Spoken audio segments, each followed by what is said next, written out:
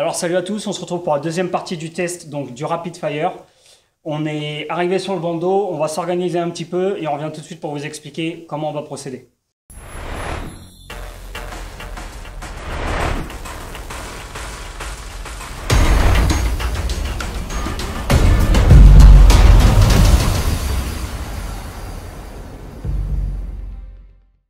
Alors, on vient de s'installer, on est sur la partie extérieure.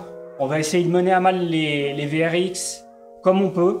On va essayer de passer un maximum de murs et un maximum de cloisons. Il y a pas mal de béton, il y a pas mal de métal. On va voir un petit peu comment ça s'organise. Ouais, de toute façon, on va essayer de voler à l'intérieur principalement parce que là, il pleut des cordes. Par contre, du coup, on n'aura pas une grosse distance, donc ce ne sera pas un test long range. En parlant des VRX, donc il y aura forcément le Rapid Fire. On va essayer de faire différents tests avec différentes antennes. Là, on a mis deux antennes directionnelles. On va essayer de faire un test également avec une patch et une omnidirectionnelle. Donc ça, c'est le Rapid Fire installé sur des HD3. On a les lunettes de Jérémy, donc les EV200D, avec un set d'antennes patch directionnelle omni. On vous mettra de toute façon tout le détail dans la description de la vidéo et sur l'article sur le blog. On a également deux paires de dominateurs V3 avec un récepteur Realac RX5808 Pro et un True Diversity, le TrueD en version 3.8. Donc on va essayer d'enregistrer toutes les vidéos en même temps, comme ça on pourra vous les caler comme sur les Battlecam, les 4 vidéos ensemble. Et ensuite, je laisserai Jérémy, je pense, débriefer tout ça chez lui, regarder les DVR et vous faire une petite conclusion, dire à peu près quel est le meilleur, en tout cas dans les conditions de notre test. Alors on se retrouve pour regarder les DVR ensemble. Vous pourrez remarquer déjà premièrement que j'ai pas fait la mise à jour des EV200 encore, donc pour contrer le problème de surexposition du DVR. Donc là on commence à rentrer dans un couloir avec pas mal de cloisons en placo avec des rails. Pas mal de métal, des portes, on passe davantage de portes, on se retrouve carrément là à l'opposé du bâtiment, donc complètement à l'opposé de nous, du départ.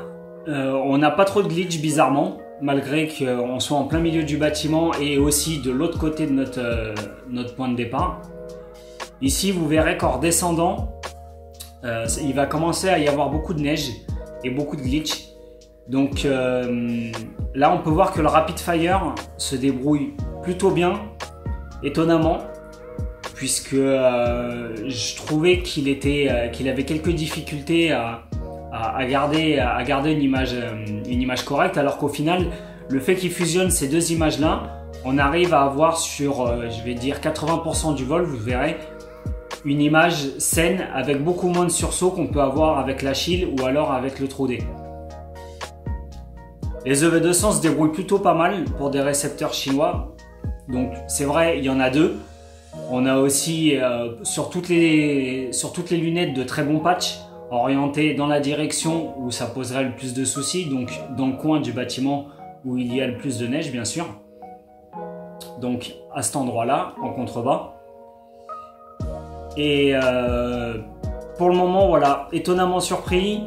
Le Rapid Fire, même ici, vous pouvez voir, où partout où il y a beaucoup de neige, le Rapid Fire se débrouille encore correctement. Ça passe en noir et blanc, mais ça reste visible. Il y a beaucoup moins de sursauts qu'on peut avoir sur les TrueD et sur l'Achille aussi, puisque les deux ont sensiblement le même comportement. Donc, moi, je trouve que c'est une bonne chose. Après, voilà, est-ce qu'il faut aller mettre 150 € plutôt que 50 € dans un Achille ou 80 € ou 90 € je crois de mémoire pour le TrueD? Je sais pas. Je sais pas si ça vaut vraiment le coup. Pour le moment, c'est sensiblement différent, mieux, il y a du mieux. Maintenant, de là à mettre le double du prix pour avoir un peu mieux, je pense pas que ce soit nécessaire, à moins d'avoir les moyens bien sûr et de se faire plaisir. Mais peut-être qu'il faudra mieux attendre un petit peu dans le temps et de voir les mises à jour qui vont apporter donc encore des améliorations, comme on peut voir avec le TrueD et la 3.8 qui est vraiment génial en termes de réception. Ça améliore vraiment tous les parasites qu'on peut avoir à l'image, tous les sursauts d'image, et on a beaucoup moins de neige depuis cette mise à jour. Donc vous êtes plusieurs à l'avoir notifié, nous aussi. Donc voilà. Peut-être attendre un petit peu pour le Rapid Fire, je le trouve tout de même bien, on le trouve tout de même bien, tous d'ailleurs, tous ceux qui l'ont testé donc sur cette session. Et voilà. Pour le moment, c'est un bon récepteur, un peu cher. Je vous laisse juger, vous avez les DVR. Et puis si vous avez des questions, n'hésitez pas à laisser un commentaire, on essaiera d'y répondre.